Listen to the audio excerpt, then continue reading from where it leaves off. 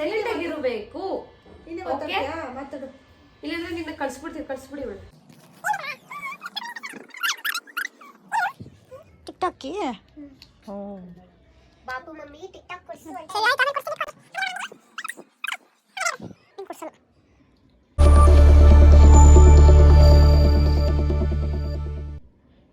Okay. ನಮ್ಮ ಡಿಂಪಿ ಅಂತೂ ಬರ್ತಾ ಬರ್ತಾ ತುಂಬಾ ತೀಟೆ ಆಗ್ಬಿಟ್ಟಿದ್ದಾಳೆ, ತಿಂಡಿ ಪೋತಿ ಆಗ್ಬಿಟ್ಟಿದ್ದಾಳೆ. ಸೊ ಏನೆಲ್ಲ ತೀಟೆ ಮಾಡ್ತಾಳೆ ಅಂದರೆ ಕೆಂಪಿನ ಇಸುಕ್ತಾಳೆ ಹೋಗಿ. ನೋಡಿ ಇವಾಗ ಏನು ಮಾಡಿದಾಳೆ ಕತೆ ಅಂತ. ಮುಖ ಎಲ್ಲ ಪೆನ್ಸಿಲಲ್ಲಿ ಬರ್ಕೊಂಡು ಲಿಪ್ಸ್ಟಿಕ್ ಎಲ್ಲ ಮಾಡಿಕೊಂಡು ಎಲ್ಲ ತೀಟೆ ಮಾಡ್ಕೊಂಡು ಕೂತಿದ್ದಾಳೆ.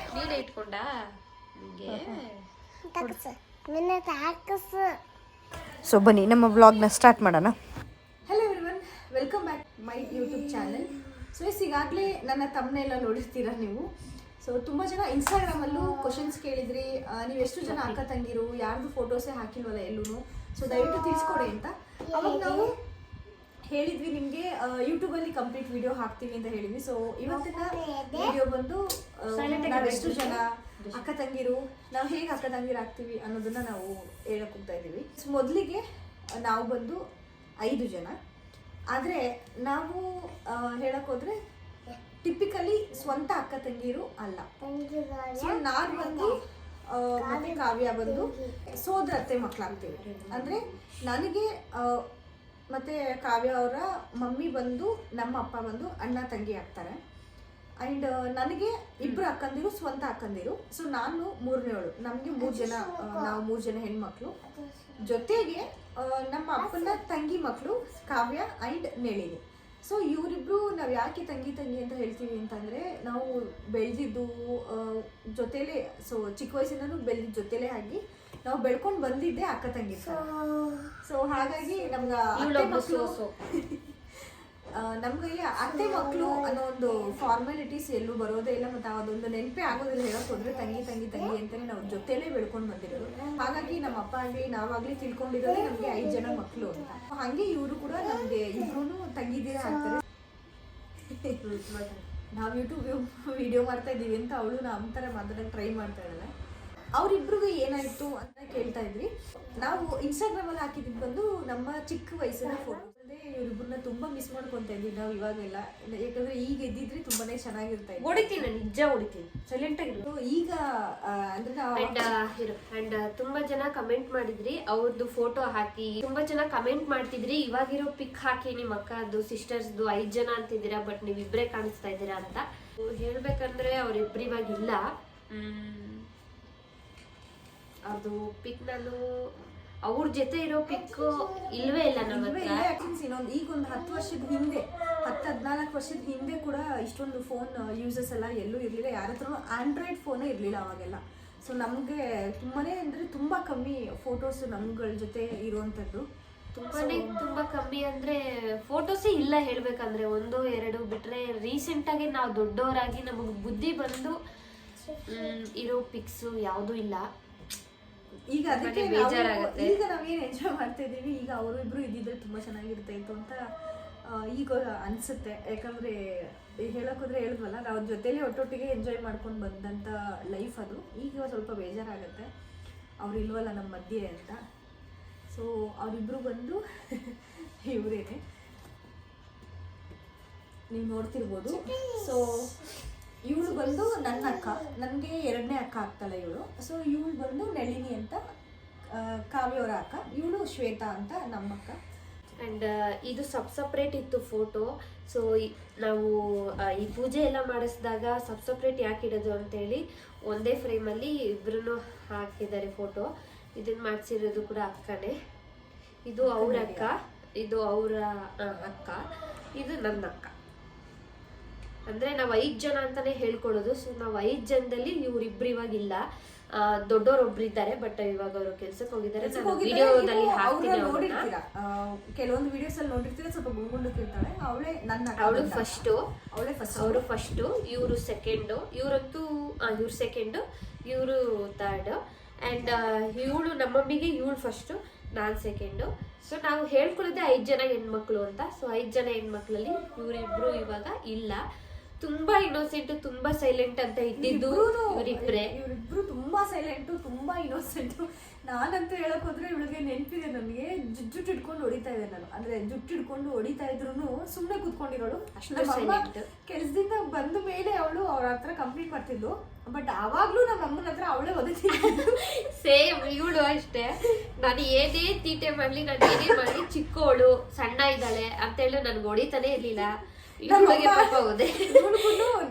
ನಮ್ಮಮ್ಮ ಅವಳ ಹತ್ರ ನೀನ್ ಯಾಕೆ ಹೋಗ್ತೀಯ ಅಂತ ಇವಳು ತುಂಬಾ ಅಂದ್ರೆ ತುಂಬಾನೇ ಒದೆ ತಿಂದಿದ್ದಾಳೆ. ಅಂದ್ರೆ ನಾವು ಇವಳಿಗೆ ಪೆಟ್ನೆ ಇಟ್ಟಿದ್ವಿ, ಚಿಟ್ಟಿ ಅಂತ ನಾವು ಪೆಟ್ನೆ ಇಟ್ಟಿದ್ವಿ. ಸೊ ನಮ್ಮ ಮನೇಲೆಲ್ಲ ಇವಳನ್ನ ಚಿಟ್ಟಿ ಅಂತಾನೆ ಕರಿತಿದ್ರು. ಇನ್ನು ನಮಗೂ ಒಂದೊಂದು ಪೆಟ್ ನೇಮ್ ಇದೆ, ಬಟ್ ಇವರಿಬ್ಬರಿಗೆ ಇವಳ್ದು ಪೆಟ್ ನೇಮ್ ಅಂದ್ರೆ ನಾನ್ ಇಟ್ಟಿದ್ದು ಡುಮ್ಮಿ ಅಂತ. ನಾನ್ ಸುಮ್ನೆ ಇರ್ಬೇಕಂತೆ, ಇವಳೇನೋ ಲಿಪ್ಸ್ಟಿಕ್ ಹಾಕೋತಾಳಂತೆ ನೋಡಿ. ನಾನ್ ಸುಮ್ನೆ ಇರ್ತೀನಿ, ಇವಳು ಲಿಪ್ಸ್ಟಿಕ್ ಹಾಕೋದಾಳೆ. ಇವಳು ಬಂದು ತುಂಬಾನೇ ಸೈಲೆಂಟು, ತುಂಬಾ ಇಂಟೆಲಿಜೆಂಟು. ನಮ್ಮ ಸ್ಕೂಲಲ್ಲಿ ಫೇಮಸ್ ಅಂದ್ರೆ ಇವಳೆ. ಯಾಕಂತ ಹೇಳಿದ್ರೆ ಓದೋದು ಅಂಡ್ ಎಲ್ಲಾದ್ರಲ್ಲೂ ಇವಳು ತುಂಬಾನೇ ಇಂಟೆಲಿಜೆಂಟು. ಇವಳು ಬಿಟ್ರೆ ಇವ್ರು ಇಂಟೆಲಿಜೆಂಟು, ಅದನ್ನ ಬಿಟ್ರೆ ನಾವೆಲ್ಲ ಅಷ್ಟಕ್ಕಷ್ಟೇ. ಅಂಡ್ ಈಗ ಅದೇ ನಮ್ ಇವ್ರುಗಳಿದ್ದಿದ್ದ ಜೊತೆಲೆ ನಾವು ನೆನ್ಸ್ಕೊಂಡ್ರೆ ನಮ್ಗೂ ಖುಷಿ ಆಗುತ್ತೆ ಆ ಕ್ಷಣಗಳು. ಅಂದ್ರೆ ಆಕ್ಚುಲಿ ಹೇಳಕ್ ಹೋದ್ರೆ ಅಂದ್ರೆ ಇವ್ರು ಯಾವಾಗ ತಿರೋದ್ರು ಅಂತಂದ್ರೆ, ಇವಳು ತಿರೋಗಿ ಈಗ ಆಲ್ಮೋಸ್ಟ್ 14 ವರ್ಷ 15 ವರ್ಷ ಆಗ್ತಾ ಬರ್ತಾ ಇದೆ. ಅಂದ್ರೆ ನನ್ನ ಮಗ ಜೀವನ್ ಹುಟ್ಟಿದಾಗ 1 ತಿಂಗಳು ಮಗು ಅವನು, ಅವಾಗ ಇವಳು ತೀರೋಗಿದ್ದು. ಇವಳು ತೀರೋಗಿ ಈಗ 2016 ತೀರೋಗಿದ್ದು. ಸೊ ಆಲ್ಮೋಸ್ಟ್ 9 ಇಯರ್ಸ್ ಆಗ್ತಾ ಬರ್ತಾ ಇದೆ. ಸೊ ಇವಳು 14 ವರ್ಷ ಆಯಿತು. ಸೊ ತುಂಬ ಅಂದರೆ ತುಂಬ ಬಾಂಡಿಂಗ್ ಇತ್ತು. ಇನ್ನೊಂದೇನಂದರೆ ನಾವು ಚಿಕ್ಕ ವಯಸ್ಸಿದ್ದಾಗೆಲ್ಲ ನಮಗೆ ಬಾಂಡಿಂಗ್ ಅಂದರೆ ಅಷ್ಟು ಇನ್ನೇನು ಗೊತ್ತಿರೋಲ್ಲ, ಮಾಮೂಲಿ ಜಗಳ ಮಾಡಿಕೊಂಡು ಹಾಗೆ ಇದ್ಬಿಡ್ತೀವಿ. ಬಟ್ ಬೆಳೀತಾ ಫಾರ್ ಎಕ್ಸಾಂಪಲ್ ಈಗ ಕಾವ್ಯನ ಜೊತೆ ಹೇಳೋಕೋದ್ರೆ ಈಗ ನನಗೆ ಗೊತ್ತಿರೋ ಹಂಗೆ ಇವಳ ಮದುವೆಗಿಂತ ಮುಂಚೆ ಒಂದು ಈಗ ಮದುವೆ ಆಗಿ ನಿಮ್ಗೆ ಎಷ್ಟು ವರ್ಷ ಐತೆ? ನನಗೆ ಮದುವೆ ಆಗಿ 5 ವರ್ಷ ಹತ್ರ 5 ವರ್ಷ 5 ವರ್ಷ ಆಗ್ತದೆ. 5 ವರ್ಷ ಅಲ್ವಾ? ಸೊ 5 ವರ್ಷ ಅಂದರೆ ಒಂದು ನಾನು ತುಂಬಾ ಬಾಂಡಿಂಗ್ ಮಾಡ್ಕೊಂಡಿದ್ದು ಈಗ ಜಸ್ಟ್ ಒಂದು 7 ಇಯರ್ಸ್ ಇಂದಾನೆ. ಬಟ್ ಅವಾಗೆಲ್ಲ ನಾನು ಯಾರ ಹತ್ರನೂ ಸೇರ್ತಿರ್ಲಿಲ್ಲ, ಮಾತಾಡ್ತಿರ್ಲಿಲ್ಲ. ಸೊ ಈಗ ಹೇಗೆ ಇವಳ ಜೊತೆ ಈಗ ಬೆಳೀತಾ ಬಾಂಡಿಂಗ್ ಜಾಸ್ತಿ ಆಗ್ತು, ಹಾಗೆ ಇವರು ಇದ್ದಿದ್ರೆ ಬಾಂಡಿಂಗ್ ಜಾಸ್ತಿ ಆಗ್ತಿತ್ತು ಅಂತ ಈಗ ಫೀಲ್ ಆಗ್ತಾ ಇದೆ ಆಬ್ವಿಯಸ್ಲಿ. ಸೊ ಅದು ತುಂಬಾನೇ ಮಾತು ಕಮ್ಮಿನೇ, ಮತ್ತೆ ಕೆಲಸ ಇದ್ರೆ ಮಾತ್ರ ಮಾತಾಡ್ತಾರೆ, ಇಲ್ಲಾಂದ್ರೆ ಯಾರ ಹತ್ರನೂ ಜಾಸ್ತಿ ಮಾತಾಡಲ್ಲ. ಅವಾಗೆಲ್ಲ ತುಂಬಾ ನಾನು ಕಾವ್ಯ ಜೊತೆ ಎಲ್ಲ ಜಗಳ ಮಾಡ್ತಿದ್ದೆ, ಮನೆಗೆ ನೀಟಾಗಿ ಇರ್ತಿರ್ಲಿಲ್ಲ ಅಥವಾ ಏನು ಅಂತ. ನಾನು ಜಗಳ ಮಾಡಿದ್ರೆ ಮಾತೇ ಬಿಟ್ಬಿಡ್ತಾ ಇದ್ದೆ, ಅವರೇ ಮಾತಾಡ್ಸಿದ್ರು ನಾನು ಮಾತಾಡ್ತಿರ್ಲಿಲ್ಲ. ಬಟ್ ಆಮೇಲೆ ನಾನು ಓಕೆ ಫೈನ್ ಅಂತ ಹೇಳಿ ನನ್ನ ಕ್ಯಾರೆಕ್ಟರ್ ಹೇಳಿ. ಇವಳಂತೂ ತೀಟೆ ಸುಬ್ಬಿ ನಮ್ಮ ಮನೇಲೆಲ್ಲ ಹೇಳಕ್ ಹೋದ್ರೆ, ಅದಕ್ಕೆ ನಾವು ಇವಳನ್ನ ಚಿಕ್ಕೋಳೆ, ತುಂಬಾ ಚಿಕ್ಕೋಳು ಇವಳು ನಮ್ಮ ಮನೆಗೆ. ಸೊ ತುಂಬಾ ಅಂದ್ರೆ ತುಂಬಾ ತೀಟೆ. ಅಪ್ಪ ನಮ್ಮ ಅತ್ತೆ ಹತ್ರ ಎಷ್ಟು ಚಿಕ್ಕ ವಯಸ್ಸಲ್ಲೆಲ್ಲ ಒದೆ ತಿಂದಿದ್ದಾಳೆ ಅಂತಂದ್ರೆ ಅಷ್ಟು ಒದೆ ತಿಂದಿದ್ದಾಳೆ. ಅಂದ್ರೆ ಇವ್ರ ಅಮ್ಮನ ಹತ್ರ ಅವರು ಬರೆ ಎಲ್ಲ ಇಟ್ಟಿದ್ದಾರೆ ಹೇಳಕ್ ಹೋದ್ರೆ, ಅದು ನಿಮ್ಗೆ ಎಲ್ಲೂ ಕಾಣಿಸಲ್ಲ ವಿಡಿಯೋದಲ್ಲಿ, ಇಲ್ಲೇ ಕಾಣಿಸ್ತದೆ ನೋಡಿ. ಬಟ್ ತುಂಬಾ ಚೆನ್ನಾಗಿ ಇಟ್ಟಿದ್ದಾರೆ, ಅದು ಕಾಣಿಸ್ತಾ ಇಲ್ಲ ಎಲ್ಲ. ಇವಾಗೆಲ್ಲ ಮಾರ್ಕ್ ಹೋಗ್ಬಿಟ್ಟಿದೆ. ಬಟ್ ತುಂಬಾ ಫುಲ್ ಬರೆಗಳೆಲ್ಲ ಇಟ್ಬಿಟ್ಟು ಎಲ್ಲಿ ನೋಡಿದ್ರು ಬೀಳೋದು ಹೇಳೋದು. ಆಮೇಲೆ ಇನ್ನೊಂದು ಇವಳು ಸೀಕ್ರೆಟ್ ಏನಪ್ಪಾ ಅಂತಂದ್ರೆ, ಅವಾಗೆಲ್ಲ ಚಿಕ್ಕ ವಯಸ್ಸಲ್ಲಿ ಗೋಡೆ ಕೆರಿಯೋದು, ತಿನ್ನೋದು. ಸೊ ಇಡಿಕೆ ಅಂತಂದ್ರೆ ಅವಳಿಗೆ ತುಂಬಾ ಇಷ್ಟ. ಅವಾಗೆಲ್ಲ ಚಿಕ್ಕ ವಯಸ್ಸಲ್ಲಿ ಇಡಿಕೆನೂ ಅಷ್ಟೇ, ಎಲ್ಲಿ ಅವಾಗೆಲ್ಲ ಈ ತರ ಎಲ್ಲ ಮೋಲ್ಡ್ ಮನೆಗಳು ಇರ್ತಿರ್ಲಿಲ್ಲ, ಇಡಿಕೆಗಳು ಸಿಗ್ತಾ ಇತ್ತು. ಸೊ ಅವಾಗ ಇಡಿಕೆನ ಕೆರಿಯೋದು, ತಿನ್ನೋದು, ಗೋಡೆ ಕೆರಿಯೋದು, ತಿನ್ನೋದು. ಬಟ್ ಈಗ್ಲೂ ಕದ್ದು ಮುಚ್ಚಿ ಚಾಕ್ ಪೀಸ್ ಬರುತ್ತೆ, ನಿಮಗೆ ಗೊತ್ತಿರುತ್ತೆ. ಗೌರ್ಮೆಂಟ್ ಸ್ಕೂಲಲ್ಲಿ ಜಾಸ್ತಿ ಯೂಸ್ ಮಾಡ್ತಾರೆ ಅದನ್ನ, ಸಣ್ಣಕ್ಕೆ ವೈಟಿಗಿರುತ್ತೆ ಚಾಕ್ ಅಂತ. ಅದನ್ನ ಈಗಲೂ ಕದ್ದು ತಿಂತಾ ಇದ್ಲು. ಬಟ್ ಈಗೇನೋ ಬಿಟ್ಟಿದ್ದಾಳೇನೋ ಗೊತ್ತಿಲ್ಲ, ಬಿಟ್ಟಿಲ್ಲ ನನಗೆ ಗೊತ್ತಿರೋಂಗೆ. ಇಲ್ಲ ಇವಾಗ ತಿನ್ನಲ್ಲ. ಬಟ್ ಇವಳು ಪ್ರೆಗ್ನೆಂಟ್ ಅಲ್ಲಿ ತಿಂದಿದ್ದೆ, ನಾವು ನೋಡಿದ್ದೀವಿ. ಸೊ ಹಾಗಾಗಿ ನಾವು 5 ಜನ ಮಕ್ಕಳು. ಸೊ ಈಗ ನಿಮ್ಗೆ ಗೊತ್ತಾಗಿರುತ್ತೆ, ಅರ್ಥ ಮಾಡ್ಕೊಂಡಿದ್ದೀರಾ ಅಂತ ಅನ್ಕೊಂತೀನಿ. ನಾನು ಮತ್ತೆ ಕಾವ್ಯ ಬಂದು ಅಫಿಷಿಯಲಿ ಸೋದರತ್ತೆ ಮಕ್ಕಳು. ಬಟ್ ನಾವೆಲ್ಲೂ ನಮಗೆ ಅಫಿಷಿಯಲ್ ಬರದೇ ಇರೋ ಕಾರಣಕ್ಕೆ ನಾವು ತಂಗಿ ಅಂತಾನೆ ಬಂದಿರೋದು. ಮಕ್ಕಳು ಕೂಡ ಅಷ್ಟೇ, ಇವಾಗ ದೊಡ್ಡಮ್ಮ ಅಂತಾರೆ, ನಮ್ಮನ್ನ ಕೂಕೊಂತಾರೆ. ಸೊ ನನ್ನ ಮಗನೂ ಇವ್ರನ್ನೆಲ್ಲ ಅಕ್ಕ ಅಂತಾನೆ ಕೂಗೋದು. ಹಾಗಾಗಿ ನಮ್ದು ಈ ತರ ಬಾಂಡಿಂಗ್ ನಡೀತಾ ಇದೆ. ಸದ್ಯಕ್ಕಿರೋದೇ 3 ಜನ. ಇವಾಗ ಗೊತ್ತಾಗಿದೆ ಅನ್ಸುತ್ತೆ. ನಳಿನಿ ಬಂದು ಕಾವ್ಯ ಅವರ ಅಕ್ಕ, ಚಿಟ್ಟಿ ಬಂದು ನಮ್ಮ ಅಕ್ಕ. ಸೊ ನಾನೇ 3ನೇವಳು, ನಮ್ಮ ಅಕ್ಕ 2ನೇವಳು. ಇವಳು ಅಕ್ಕ ದೊಡ್ಡವಳು, ಇವಳು ಚಿಕ್ಕವಳು. ಸೊ ಈಗ ಎಲ್ಲರಿಗೂ ಹೋಲಿಸ್ಕೊಂಡ್ರೆ ಇವಳೇ ತುಂಬಾ ಚಿಕ್ಕವಳು. ಸೊ ಹಾಗಾಗುತ್ತೆ. ಆಮೇಲೆ ಹೇಗೆ ತೀರ್ಕೊಂಡ್ರು ಹೇಳ? ಕರೆಕ್ಟ್. ಅದು ಅಂದರೆ ಚಿಟ್ಟಿಗೆ ಬಂದು ಆ್ಯಕ್ಚುಲಿ ಅವಳಿಗೆ ಜಾಂಡೀಸ್ ಆಗಿತ್ತು.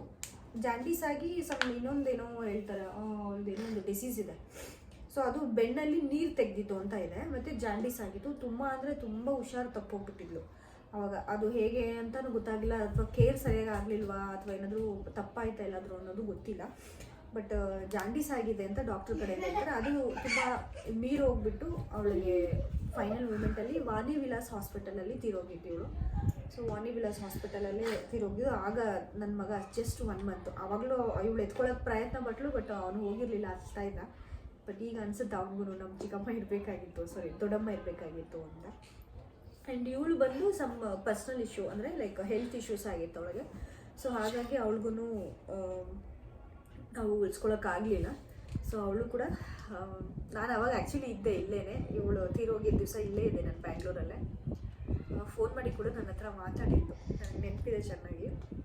ಅವತ್ತು ಬೆಳಗ್ಗೆ ಏನೋ ಇನ್ಸಿಡೆಂಟ್ ಆಗಿತ್ತು ಬಿಡಿ, ಬಟ್ ಇಬ್ಬರನ್ನ ನಾವು ತುಂಬಾ ಅವತ್ತು ಬೆಳಗ್ಗೆನೂ ಇವಳ ಹತ್ರ ಜಗಳ, ಇವರಿಬ್ರಂತೂ ಸಿಕ್ಕಾಪಟ್ಟೆ ಜಗಳ ಆಡ್ಸಿದ್ರು, ಸಿಕ್ಕಾಪಟ್ಟೆ. ಯಾಕಂದ್ರೆ ನಾನು ನಮ್ಮ ಅತ್ತೆ ಬಿಡಿಸ್ಬೇಕು ಹೋದ್ರೆ ಅಷ್ಟಿಷ್ಟು ಅಲ್ಲ, ಹಂಗೆ ಬಿಡ್ತಾನೆ ಇರಲಿಲ್ಲ.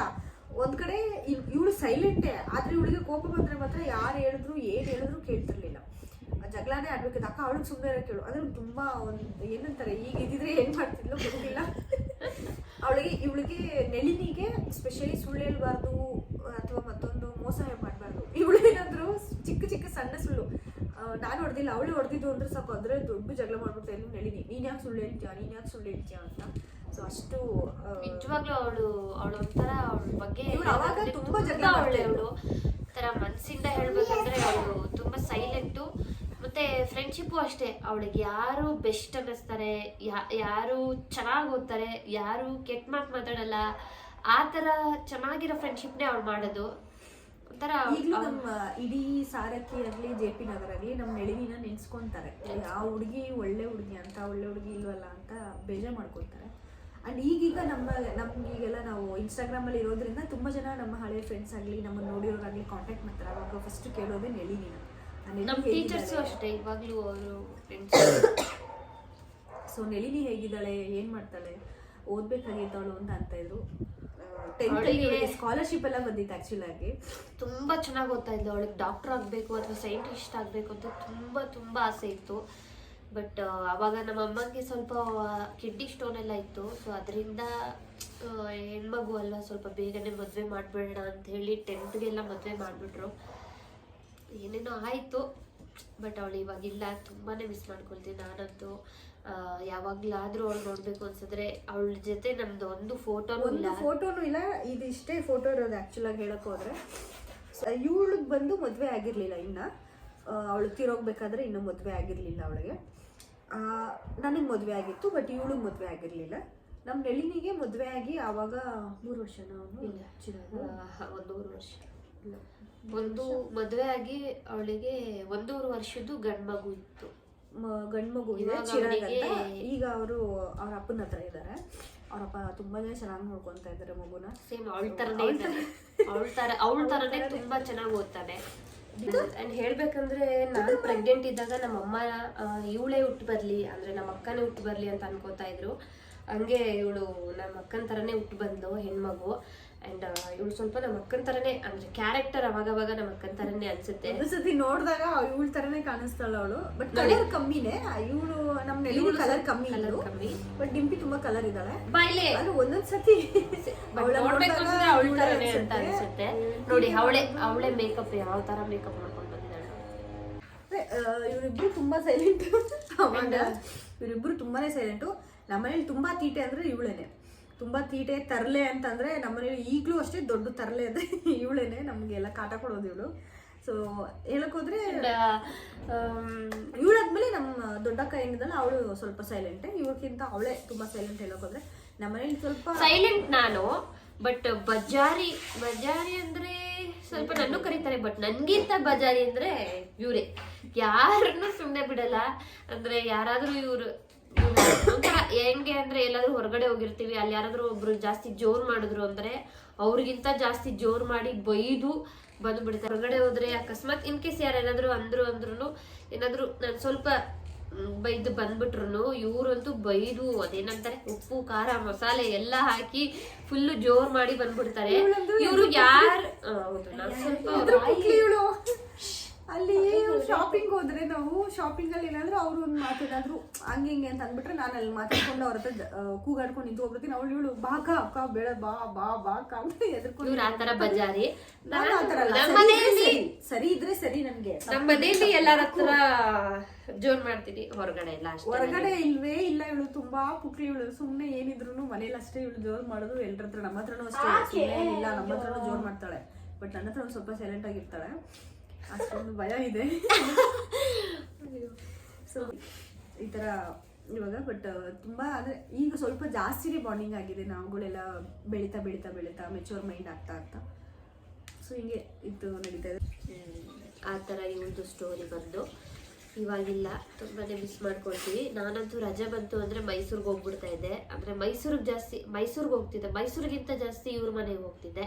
ಇವ್ರ ಮನೆ ಬಿಟ್ರೆ ದೊಡ್ಡಕ್ಕನ ಮನೆ ಕನಕಪುರ, ಅಲ್ಲಿಗೆ ಹೋಗ್ತಿದ್ದೆ. ಅಲ್ಲಿಗೆ ಹೋದ್ರಂತೂ ತುಂಬಾನೇ ಇಷ್ಟ ನನಗೆ. ಅಲ್ಲಿ ತುಂಬಾ ಜನ ಇದ್ರು, ಅಂದ್ರೆ ನಮ್ಮ ಹಸ್ಬೆಂಡ್ ಫ್ಯಾಮಿಲಿ ತರ ಅಲ್ಲಿ ತುಂಬಾನೇ ಜನ. ನನಗೆ ಚಿಕ್ಕ ವಯಸ್ಸಲ್ಲಿ ನಾನು ಅನ್ಕೋತಾ ಇದ್ದಿದ್ದು ಏನಂದ್ರೆ, ಏನ್ ಹೇಳಿ, ದೊಡ್ಡ ಫ್ಯಾಮಿಲಿ ಹೇಳಿ. ಅದೇ ಅಂದ್ರೆ ಇವಳು ಯಾವಾಗ್ಲೂ ಅನ್ಕೊಂತಾ ಇರೋಳು ಲೈಕ್ ನಮ್ದು ತುಂಬಾನೇ ಚಿಕ್ಕ ಸರ್ಕಲ್. ನಮ್ಮ ಫ್ಯಾಮಿಲಿನೂ ಅಷ್ಟೇ ತುಂಬಾನೇ ಚಿಕ್ಕ ಸರ್ಕಲ್. ಊರ್ ಕಡೆ ಎಲ್ಲಾದ್ರೂ ಫಂಕ್ಷನ್ಸ್ಗೆ ಹೋಗೋದು ತುಂಬಾ ಕಮ್ಮಿ ಇತ್ತು ಅವಾಗ. ಬಟ್ ಈಗಾದ್ರೆ ಅಟ್ಲೀಸ್ಟ್ ಹೋಗ್ತಾ ಇದ್ದಾರೆ. ಬಟ್ ತುಂಬಾನೇ ಕಮ್ಮಿ ಅವಾಗ. ಸೊ ನಮ್ಮ ಫ್ಯಾಮಿಲಿ ಸರ್ಕಲ್ ಕೂಡ ನಮ್ಗೆ ಕಮ್ಮಿ ಇದ್ದಿದ್ದರಿಂದ ಇವಳಿಗೆ ಯಾವಾಗ್ಲೂ ಒಂದು ಫೀಲಿಂಗ್ ಇರ್ತಾ ಇತ್ತು, ಒಂದು ಅನಿಸ್ತಾ ಇತ್ತು ಲೈಕ್ ನಾನು ಮದುವೆ ಆದ್ರೆ ಒಂದು ದೊಡ್ಡ ಫ್ಯಾಮಿಲಿಗೆ ಮದುವೆ ಆಗ್ಬೇಕು, ಅಂದ್ರೆ ತುಂಬಾ ಜನ ಇರೋರು ಇರ್ಬೇಕು, ಚೆನ್ನಾಗಿರುತ್ತೆ ಅಂತ. ದೇವ್ರ ದಯಿಂದ ಹಂಗೆ ಸಿಕ್ತು, ಒಳ್ಳೆ ಫ್ಯಾಮಿಲಿನೇ ಸಿಕ್ಕಿದೆ. ಸೇಮ್ ಕ್ಯಾಸ್ಟ್ ಅಂಡ್ ದೊಡ್ಡ ಫ್ಯಾಮಿಲಿನೇ. ನನಗಂತೂ ಅದೆಷ್ಟು ಜನ ಮೈದಂದಿರು ಇದ್ದಾರೆ ಅಂತಾನೆ ಅಷ್ಟು ಜನ ಮೈದಂದಿರು ಇದ್ದಾರೆ. ಸೊ ಒಂಥರ ದೊಡ್ಡ ಫ್ಯಾಮಿಲಿನೇ ಸಿಕ್ಕಿದೆ. ಲೈಫ್ ಹೆಂಗೋ ಹ್ಯಾಪಿಯಾಗಿದೆ ಅಷ್ಟೇ. ಅಂಡ್ ನಾನು ಮದುವೆ ಆಗ್ಬೇಕಾದ್ರೆ ನನ್ನ ಹಸ್ಬೆಂಡ್ಗೆ ಹೇಳಿದ್ದು ಇವ್ರು ಅಷ್ಟೇ, ಇವ್ರು ಬಜಾರಿ, ಇವ್ನ ಮದುವೆ ಮಾಡ್ಕೋಬೇಡ ಅಂತ. ಅವರು ಬೇಕು ಬೇಕು ಆಗ್ಬೇಡ ಕಣೋ ಅಂತ. ನಾನು ಇವ್ರ ಅಮ್ಮ ನಮ್ಮ ಅತ್ತೆ ಇಬ್ರು ಸೇರಿ ಹೇಳಿದ್ವಿ ಆಗ್ಬೇಡ ಕಣೋ ಇವಳು ಬಜಾರಿ ಅಂತ. ಬಟ್ ಅವ್ರು ತುಂಬಾನೇ ಇಷ್ಟಪಟ್ಟು ಮದುವೆ ಆಗಿಲ್ಲ. ತುಂಬಾನೇ ಈಗಲೂ ತುಂಬಾನೇ ಇಬ್ರು ಚೆನ್ನಾಗಿದ್ದಾರೆ. ದೇವ್ರ ಕೈಯಿಂದ ಹಿಂಗೆ ಇರಲಿ ಅಂತ ನಾವು ಹಾರೈಸ್ತೀವಿ ಇವರಿಬ್ಬರಿಗೆ. ಸೊ ಇದು ಇವತ್ತಿನ ನಮ್ಮ ವ್ಲಾಗ್ ಆಗಿತ್ತು. ಸೊ ಐ ಹೋಪ್ ನಿಮಗೂ ಒಂದು ಕ್ಲಾರಿಟಿ ಸಿಕ್ಕಿರುತ್ತೆ. ಆಮೇಲೆ ತುಂಬ ಜನಕ್ಕೆ ತುಂಬ ವರ್ಷದಿಂದ ಆ್ಯಕ್ಚುಲಾಗಿ ನಮ್ಮನ್ನು ಟಿಕ್ಟಾಕಿಂದ ನೋಡಿದವ್ರು ಎಲ್ಲರೂ ಕೇಳ್ತಾ ಇದ್ರು, ನೀವು ಯಾವಾಗಲೂ 5 ಜನ ಅಂತೀರಾ, ಬಟ್ ಅವರಿಬ್ಬರು ಎಲ್ಲೋದ್ರು, ಏನಾಯಿತು, ಏನಾದರೂ ಒಂದು ಹೇಳಿ ಅಂತ. ಬಟ್ ಅವಾಗೆಲ್ಲ ನಾವು ಯೂಟ್ಯೂಬ್ ಸ್ಟಾರ್ಟ್ ಮಾಡೋಕ್ಕಾಗದೇ ಇದ್ದ ಕಾರಣ ಇನ್ಸ್ಟಾದಲ್ಲೂ ಇದನ್ನು ಇಷ್ಟೊಂದು ಎಕ್ಸ್ಪ್ಲೈನ್ ಮಾಡೋಕ್ಕಾಗ್ತಾ ಇರಲಿಲ್ಲ. ಬಟ್ ಇವತ್ತು ನಿಮ್ಮ ಮುಂದೆ ಬಂದು ಇಷ್ಟೊಂದೆಲ್ಲ ಎಕ್ಸ್ಪ್ಲೈನ್ ಮಾಡಿದ್ದೀವಿ. So we are missing these 2 people very much ಅಂತಲೇ ಹೇಳ್ಬೋದು. ಆ್ಯಕ್ಚುಲಾಗಿ ಹೇಳೋಕೆ ಹೋದರೆ ಅದು ನಿಮಗೂ ಅರ್ಥ ಆಗುತ್ತೆ ಅಂತ ನಾನು ಭಾವಿಸ್ತೀನಿ. ಸೊ ಇದು ಇವತ್ತಿನ ನಮ್ಮ ವ್ಲಾಗ್ ಆಗಿತ್ತು. ಇಲ್ಲಿ ಇನ್ನೊಂದು ಏನು ಹೇಳ್ಬೇಕಂತಂದರೆ ನನ್ನ ವಾಯ್ಸ್ ಅಷ್ಟು ಕ್ಲಿಯರಾಗಿ ಕೇಳಿಸಲ್ಲ, ಬಿಕಾಸ್ ಥ್ರೋಟ್ ಇನ್ಫೆಕ್ಷನ್ ಆಗಿದೆ ಸ್ವಲ್ಪ. ಸೊ ಹಾಗಾಗಿ ನನ್ನ ವಾಯ್ಸ್ ಸ್ವಲ್ಪ ಹೋಗಿದೆ. ಮಾಸ್ಕ್ ಹಾಕೊಂಡೆ ಓಡಾಡ್ತಿದ್ದೆ, ಈಗ ಮಾತಾಡೋಣ ಅಂತ ಹೇಳ್ಬಿಟ್ಟು ನಾನು ಓಡಾಡ್ತಿದ್ದೀನಿ. ಕೆಂಪಿನ ಎತ್ಕೊಂಡು ಕೂಡ 2 ದಿವಸ ಆಯಿತು. ನಾನು ಎತ್ಕೊಂಡೋಕ್ಕೆ ಆಗಿಲ್ಲ, ಅವಳಿಗೂ ಇನ್ಫೆಕ್ಷನ್ ಆಗಿಬಿಡುತ್ತೆ ಅಂತ. ಬಟ್ ಮನೇಲಿ ವೆದರ್ ನೋಡಿದ್ರೆ ಎಲ್ರಿಗೂ ಕೋಲ್ಡ್ ಇತ್ತು. ಸೊ ಹಾಗಾಗಿ ಒಬ್ಳಿಗಿಲ್ಲ, ನನಗೆ ಕೋಲ್ಡ್ ಇತ್ತು, ಇವಾಗ ಸ್ವಲ್ಪ ಸರೋಗಿದೆ. ನಾನು ಯಾವುದಕ್ಕೂ ಇವರಿಂದ ದೂರ ಇರ್ತೀನಿ. ನೆಕ್ಸ್ಟ್ ವ್ಲಾಗಲ್ಲಿ ಮತ್ತೆ ಸಿಗೋಣ ನಾವು. ಲೈಕ್ ಮಾಡಿ, ಶೇರ್ ಮಾಡಿ, ಸಬ್ಸ್ಕ್ರೈಬ್ ಮಾಡೋದನ್ನ ಮರಿಬೇಡಿ. ಅತಿ ಶೀಘ್ರದಲ್ಲಿ ಇನ್ನೊಂದು ವ್ಲಾಗ್ ತಗೊಂಡು ನಾವು ನಿಮ್ಮ ಮುಂದೆ ಬರ್ತೀವಿ. Thank you. Thank you.